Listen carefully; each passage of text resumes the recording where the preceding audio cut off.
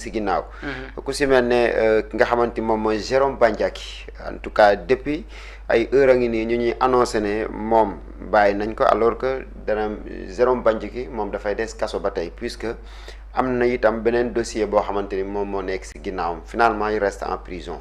waaw xam nga sénégalais yu bëree bëri fi mu toll nii li ñu jàpp mooy Jérôme Bandiaky day ñibbi këram. ñibbi na ba nii may waxanteeg yow sax am na ñoo am loolu lañ jàpp. oui. ndax après gisaatuñu information bi wàcc. li njëkkoon a am nag mooy dañu ni Jérôme Bandiaky daan nañu ko waaye libre na ginnaaw bi mu tëddee ñaati at lii mooy li njëkkoon a am. dañuy ñëw ci li njëkkoon a am ak li amaat. li ñu xibaaraat sénégalais yi. Jérôme Bandiaky génnul kaso génnul. déedéet. dafa am ay moom yoru woon benn dossier. déedéet. ay dossier la yor mën nañ la àtte ci benn dossier bi fekk beneen dossier bi téye la kaso. fekkaat la mu ngi mel ni Moustapha Diop pourtant am na dossier boo xamante ni dañ ko si joxoon liberté provisoire mu war a génn. nit ñi naan day génn fekk war génnut beneen dossier bi mi ngi ñu téye. cas reddition des comptes ak ci cadre reddition des comptes. maintenant nag li ñu njëkkoon a wax ci Jérôme Bandiaky. oui. sniper mën a tirer ak mën a jam est-ce que yaa ngi dégg. ginnaaw bi ñu ko dencee 2 années successives. moom mi nga xamante ni bokkoon na ci responsable yi nga xam ne dañoo yoroon sécurité Aminata Touré daan nañ ko dañ koo daan 2 ans yoo xamante ni véritable dañ koo daan du moins 6 mois ginnaaw bi mu tëddee ñaari at 6 mois de prison ferme. xam nga boo ko génnee ci 2 ans day ñibbi loolu lañ xalaatoon. alors que ministère public bi xam nga lu mu demandé woon. ci daan bii 5 ans. 5 ans d'emprisonnement ferme lañ waxoon. ba pare yokk ci 5 millions yoo xamante ni dañ ko ci amende. 5 millions de francs CFA yoo xam amende lay doon contre moom Jérôme Bandiaky. lii mooy li nga xamante ni moom la parquet bi njëkkoon na demandé. ba tey maa ngi ñëw ci li amaat ci dossier bi. peine boobu nag dañ ni consommé na ko 6 mois yi. tëdd na ko ba pare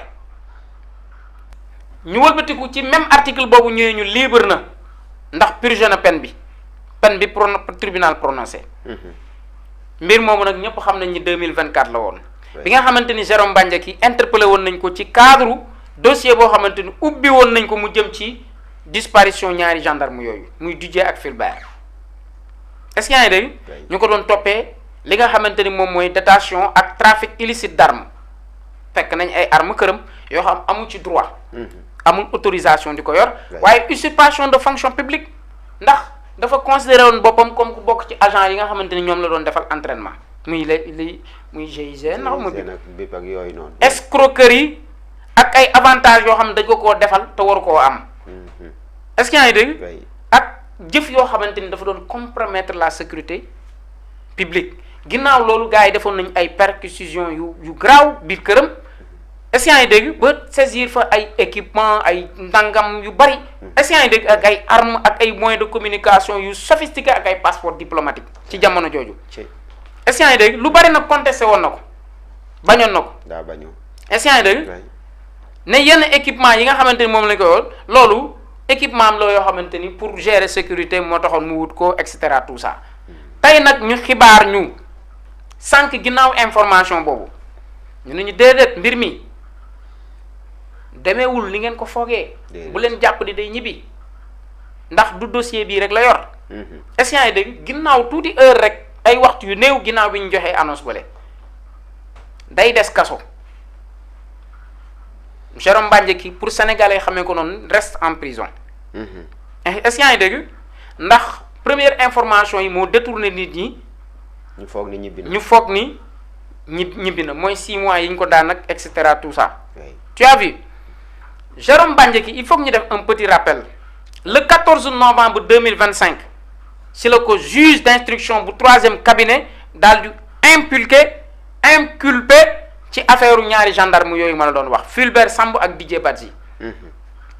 ñu ko doon toppee loolu ma la doon wax sànq muy assassinat séquestration menace de mort ak viol est-ce que yaa ngi dégg. oui. maintenant nag tey procédure bii moo tax ñu maintenir ko ci kaso bi malgré nag peine bi ñu jël dans l'autre dossier concernant waarum détention d'armes yeeg yooyu. détention d'armes yi. dafa am dossier boo xamante ne dañ ko ci topp. oui. est-ce que yaa ngi dégg pour viol menace de mort est-ce que yaa ngi dégg séquestration ak assassinat dossier bii moo ko bàyyi kaso.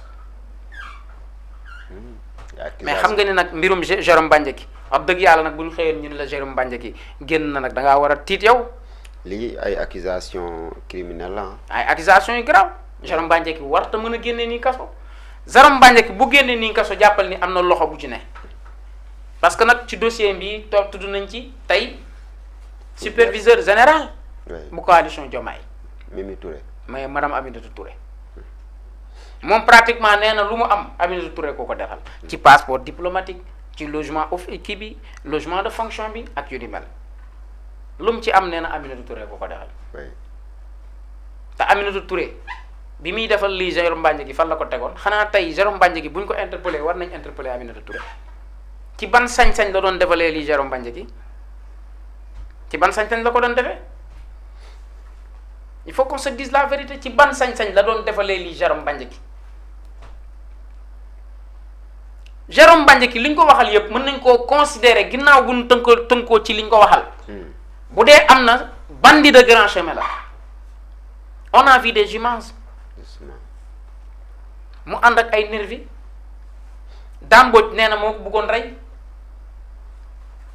avec des preuves am na ay images yu génne yu ñu gis Jérôme Bandiaky est-ce que yaa ngi dégg mais ngànnaay ba fees dem ànd ak ay nervi am na ñu ni sax moo doon recruter nervi yi kooku ñu bëgg a xëy ñun la voilà génn na comme ça mais loolu bu amee ce serait une insulte à l'endroit du peuple sénégalais am na ñoo xam ne waruñu génn kaso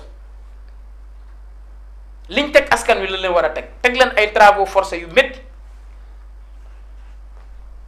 est-ce que yaa ngi dégg ba keneen dootul xalaata def jëf ju ni mel est-ce que yaa ngi dégg xam nga ku dem ba topp tuddee boppam sniper ku dem ci film yi nga xamante ni man ci laa xam sniper nga xam kuy sniper mooy koo xamante ni bu viser rek day jam mooy viser kat yu mag yooyu c'est ça.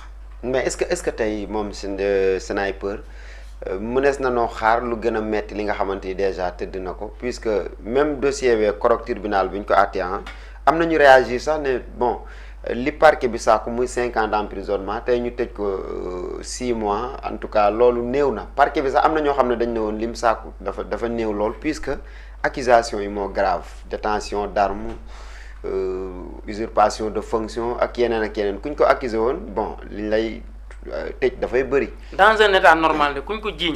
oui. kuñ ko jiiñ avec des preuves.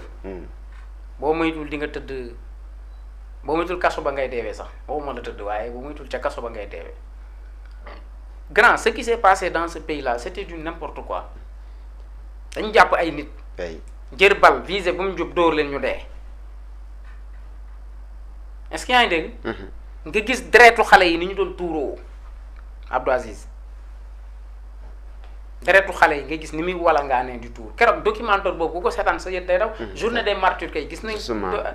vidéo bi ñu teg keroog Macky Sall bi ko ñoom Tunkara. di génneel vidéo yooyu. mooy ba muy ñëw Nations Unies xaw ma ban rencontre la amoon foofu. Washington. ñu tegal ko vidéo yooyu ak yooyu mais vidéo yooyu ku ko gis yow da nga naan ban Sénégal lañ nekkoon. Sénégal comme coup d'état moo fi amoon. oui comme coup d'état moo fi amoon. très bien waaw am na solo kon ñu